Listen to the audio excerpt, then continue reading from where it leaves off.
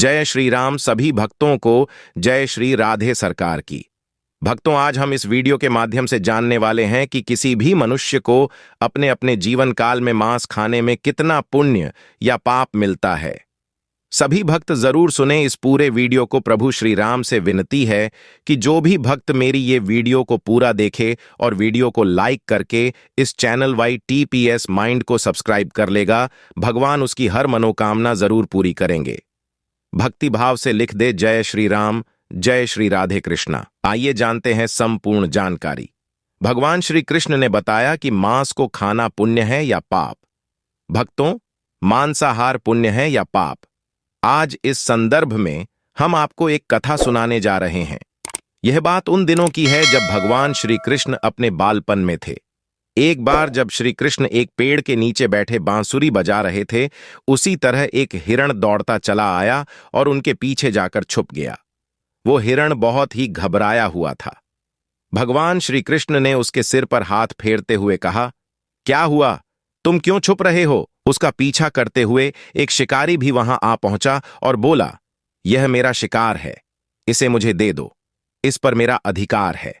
तब भगवान श्री कृष्ण बोले, हर जीवित जीव पर उसका खुद का अधिकार होता है, न कि किसी का। तब वह शिकारी क्रोध में बोला, यह मेरा शिकार है, इसे मैं पकाकर खाऊंगा। तब भगवान श्री कृष्ण बोले, किसी भी जीव को मारकर खाना पाप की श्रेणी में आता है। क्या तुम पाप के भागी बनना चाहते हो? मांसाहार पुण्य है या पाप? क्या तुम धर्म को नहीं जानते? तब वह शिकारी बोला, मैं तुम्हारे जितना शिक्षित तो नहीं कि यह जानूं कि मांसाहार पुण्य है या पाप, पर मैं यह जानता हूं कि जीव को मारकर खाना, इसमें कोई हर्ज नहीं। मांसाहार से तो एक तो वह जीव को जीव बंधन से मुक्त कर रहा है, फिर क्यों मांसाहार से मना किया जाता है? मांसाहारी होने को क्यों नहीं कहा जाता? वैसे भी मैं इसको मारकर नीच योनि से मुक्ति दिलाकर पुण्य ही कमा रहा हूं। फिर इस पर पाबंदी क्यों? इसे तो प्रोत्साहित करना चाहिए। जहां तक मैंने सुना है, जीव हत्या तो शास्त्रों में भी बताया गया है। राजा लोग शिकार किया करते थे। ऐसे तमाम तर्क देते हुए श्री कृष्ण से पूछा कि फिर क्यों ये मांसाहार गलत है और पाप की श्रेणी में आता है? आप ही बताइए, मांसाहार पुण्य है या पाप? भगवान श्री कृष्ण समझ गए कि इसकी बुद्धि मांस खाने के कारण तामसिक हो गई है और उसने सोचने और समझने की बुद्धि भी खो दी है। फिर भगवान श्री कृष्ण बोले, इस अंतहीन विषय पर पहले मैं कोई राय नहीं दूंगा। मेरी इस छोटी सी कथा सुनने के बाद तुम ही उत्तर देना कि मांसाहार पुण्य है या पाप, और तुम्हें मांस खाना है या नहीं। वह शिकारी सोचने लगा कि इसमें मेरा तो कोई घाटा नहीं है, इस कथा को मैं सुन ही लेता हूं। मेरा मनोरंजन भी हो जाएगा और बाद में मुझे इसका मांस भी मिल जाएगा।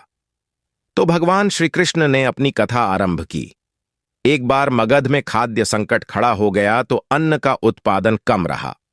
राजा को चिंता हुई कि यदि इस समस्या का शीघ्र निदान नहीं किया गया तो संरक्षित अनाज कोष भी खत्म हो जाएगा और संकट भीषण हो जाएगा। तो सम्राट ने अपनी राज्य सभा में पूछा, देश की खाद्य समस्या को सुलझाने के लिए सबसे सस्ती वस्तु क्या है? मंत्रीगण सोच में पड़ गए। चावल, गेहूं, आलू इत्यादि पदार्थों को उगाने के लिए बहुत श्रम करना पड़ता है। वह तभी प्राप्त होते हैं जब प्रकृति का प्रकोप न हो। ऐसे में तो कुछ सस्ता हो ही नहीं सकता। तभी शिकार का शौक रखने वाले एक मंत्री ने सोचा कि यही उत्तम अवसर है, क्यों न अंधाधुंध शिकार के लिए राजा की अनुमति ले ली जाए। उसने सभा में कहा कि सबसे सस्ता खाद्य पदार्थ है मांस। इसके लिए धन का खर्च भी नहीं है और पौष्टिक खाना भी मिलता है। सभी सामंतों ने इस बात का समर्थन कर दिया, लेकिन मगध के प्रधानमंत्री अभी भी चुप थे। सम्राट ने पूछा, प्रधानमंत्री आप चुप क्यों हैं? आपने कोई अनुमोदन नहीं किया, आपका क्या मत है?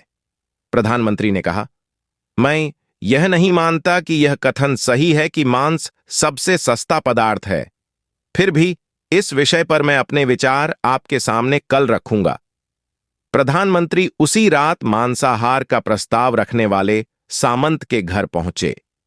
सामंत ने इतनी देर रात प्रधानमंत्री को अपने घर आया देखा तो वह घबरा गया किसी अनिष्ट की आशंका से वह कांप गया।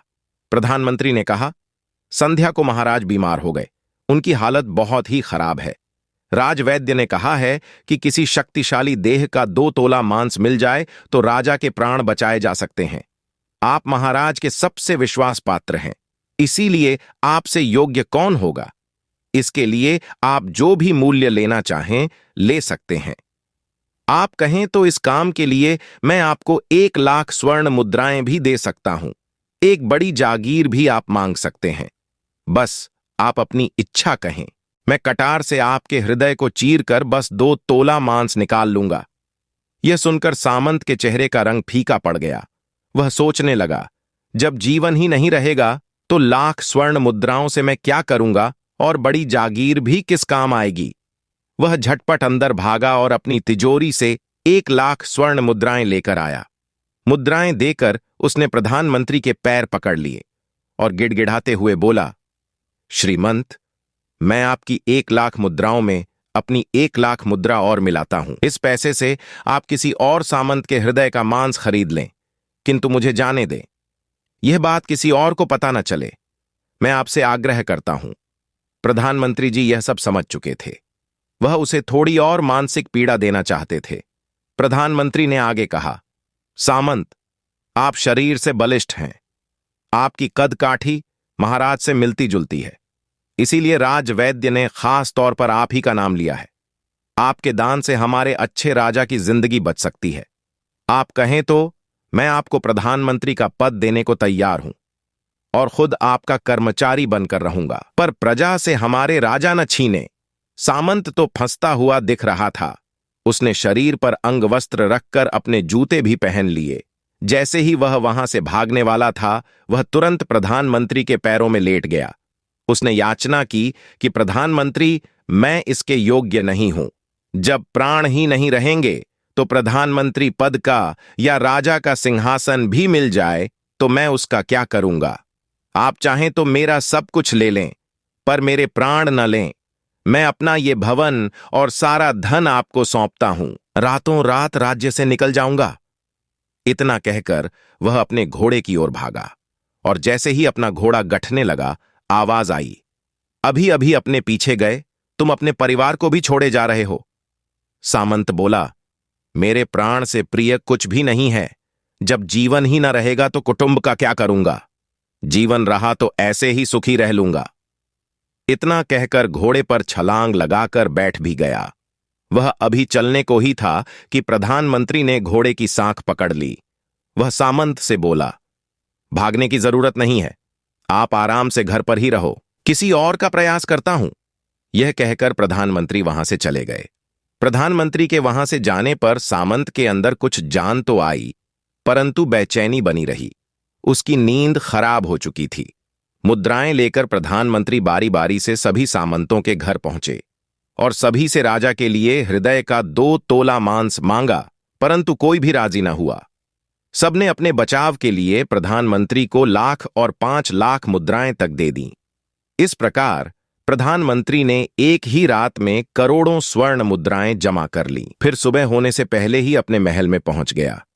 अगले ही दिन राजसभा में सभी सामंत समय से पहले ही पहुंच गए। सभी यह जानना चाहते थे कि राजा स्वस्थ है कि नहीं, लेकिन कोई भी किसी से भेद नहीं खोलता था।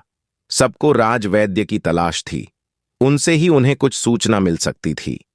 प्रधानमंत्री ने सैनिकों को आज्ञा दे रखी थी कि जब तक महाराज राजसभा में न आए, किसी भी सामंत को भी महल से बाहर जाने की आज्ञा नहीं है। राजा सभा में अपनी चिरपरिचित गति में आए और अपने सिंहासन पर आकर बैठे। सभी सामंतों ने देखा, कहीं से भी राजा उन्हें अस्वस्थ नहीं लगे। उन्हें तो कुछ हुआ ही न था। प्रधानमंत्री ने उनसे झूठ बोला। हर सामंत के मन में यही विचार चल रहा था, पर कोई भी किसी और को कुछ भी न बोल रहा था। तभी प्रधानमंत्री ने राजा के समक्ष 1 करोड़ स्वर्ण मुद्राएं रख दी। राजा ने पूछा, ये स्वर्ण मुद्राएं किसके लिए है और कहां से आई? प्रधानमंत्री ने कहा, 2 तोले मांस के लिए इतनी धनराशि जुटाई है, पर मांस न मिला। अपनी जान बचाने के लिए सामंतों ने यह मुद्राएं दी हैं। अब आप यह विचार कीजिए, मांस कितना सस्ता है। राजा को बात समझ में आ गई। उन्होंने प्रजा को अतिरिक्त परिश्रम करने का निवेदन किया और राजा के अनाज भंडार में से अनाज निकालकर श्रमिकों को दिया गया। उन्होंने पौष्टिक सब्जियों की खेती का तुरंत आदेश दिया।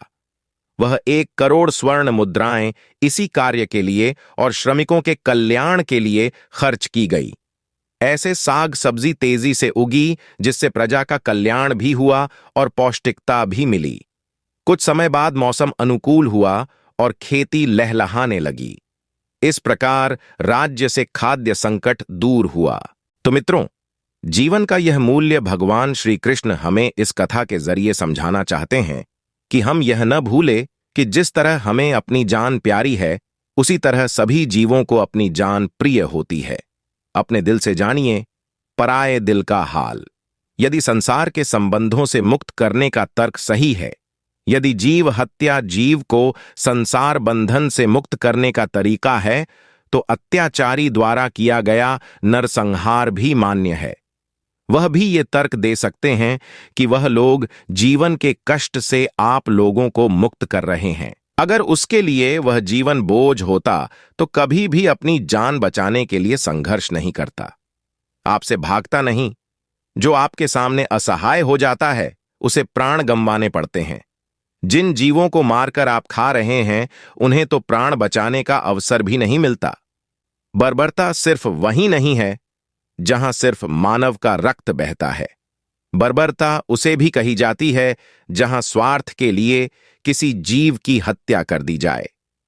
हम अंत समय में जिंदगी भर के पापों के लिए जिंदगी भर सुकर्म करने की कोशिश करते हैं, परंतु हम यह भूल जाते हैं कि जब वह जीव हमारे लिए काटा गया और हमारे लिए तड़पा, उसका श्राप हमें इस जीवन में ही नहीं बल्कि अगले जीवन तक नहीं छोड़ता। परमात्मा से यह ज्ञान पाकर शिकारी परिपूर्ण हो गया और उसे ज्ञान की प्राप्ति हो गई, और वह जान गया कि महानता जीवन लेने में नहीं बल्कि जीवन देने में है।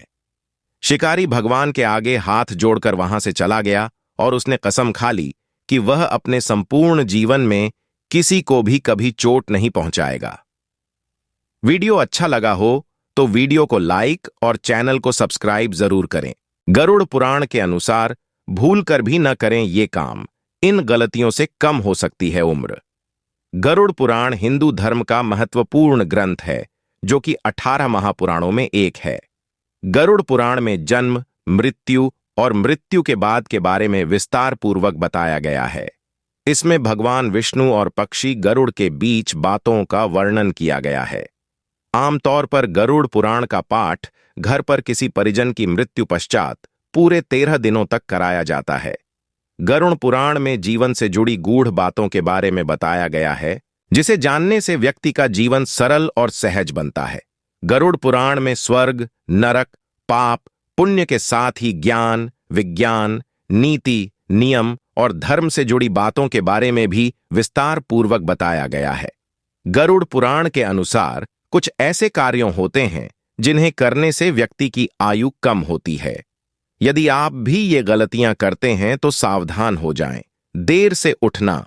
गरुड़ पुराण के अनुसार सूर्य का प्रकाश तेज होने या देर से उठना मनुष्य के सेहत के लिए बहुत नुकसानदायक होता है। हालांकि आजकल भौतिकवादी दुनिया में लोगों की दिनचर्या अस्त व्यस्त हो गई है और लोगों के सोने व उठने का निर्धारित समय नहीं है, लेकिन देर से उठना न सिर्फ स्वास्थ्य के लिहाज से गलत है बल्कि इससे मनुष्य की उम्र भी घटती है, क्योंकि देर से उठने पर सुबह की ताजा हवा नहीं मिल पाती है, जिससे शरीर की रोग प्रतिरोधक क्षमता घटती है और व्यक्ति कई बीमारियों से घिर जाता है।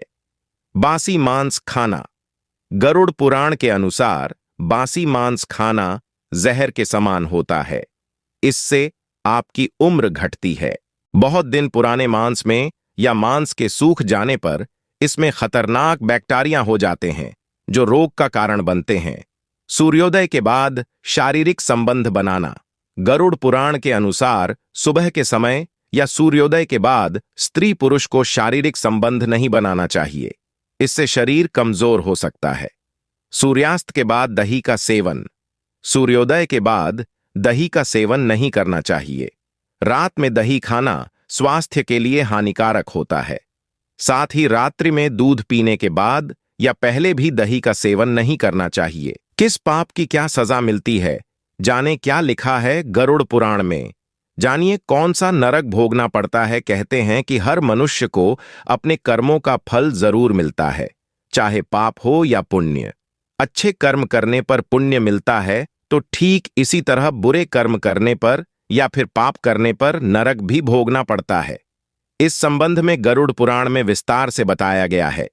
इसमें यह भी बताया गया है कि बुरे कर्म करने पर व्यक्ति को मृत्यु के बाद कौन सी सजा मिलती है और कौन सा नरक भोगना पड़ता है। आइए जानते हैं इस बारे में।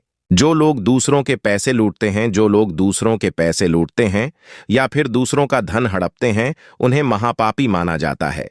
मान्यता है कि ऐसे लोगों की मृत्यु के बाद यमदूत रस्सी से बांधकर उनको नरक में ले जाते हैं और इतना मारते हैं कि वे पिटते पिटते बेहोश हो जाते हैं और फिर होश में आने पर उन्हें फिर मारा जाता है। बुजुर्गों का अपमान करने वाले जो लोग बुजुर्गों का अपमान करते हैं, वे कभी सुखी नहीं रहते हैं। उनको अपने किए की सजा इस जन्म में ही मिल जाती है, वहीं मरने के बाद भी उन्हें नरक भोगना पड़ता है। गरुड़ पुराण में बताया गया है कि जो लोग बुजुर्गों का अपमान करते हैं, उन्हें नीचा दिखाते हैं या फिर उन्हें सताते हैं, तो ऐसे पापियों को नरक में आग में झोंक दिया जाता है और ऐसा तब तक किया जाता है जब तक उनकी खाल शरीर से अलग न हो जाए। निर्दोषों की हत्या करने वाले ऐसे लोग जो अपने स्वार्थ के लिए निर्दोष जीवों को मार डालते हैं, उनके लिए भी नरक भोगना तय है। गरुड़ पुराण में बताया गया है कि जो लोग अपनी इच्छा की पूर्ति के लिए निर्दोष जीवों को मारकर खा जाते,